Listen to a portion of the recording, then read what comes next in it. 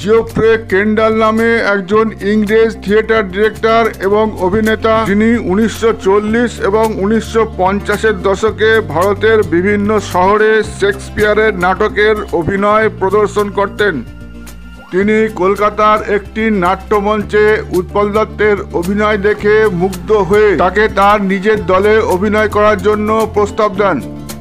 শেক্সপিয়ারের নাটকে অভিনয় করার সুযোগ পেয়ে উৎপল দত্ত মহানন্দে অভিনয় করা শুরু করলেন। ভারতের বিভিন্ন শহরে ঘুরে ঘুরে এই নাটকগুলি মঞ্চস্থ হতো। সেখানে জিওফ্রে কেন্ডাল সাহেবের কন্যা জেনিফার কেন্ডালও অভিনয় করতেন। একসাথে অভিনয় করতে করতে উৎপল দত্ত ও জেনিফার কেন্ডালের মধ্যে প্রেমের সম্পর্ক তৈরি হয়ে গেল। কিন্তু এই প্রেমের সম্পর্ক বেশি দিন স্থায়ী হলো না। জেনিফার অন্য একজন পুরুষের প্রতি আসক্ত হয়ে পড়লে এই সম্পর্ক ভেঙে যায়।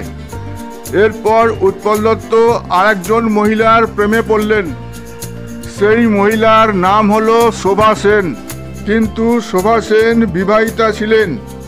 স্বামীর সাথে বনিবনা না হয় বৈবাহিক সম্পর্ক ছিন্ন করে দিলেন এবং উৎপল দত্তের সাথে প্রেমের সম্পর্ক চালিয়ে যেতে লাগলেন।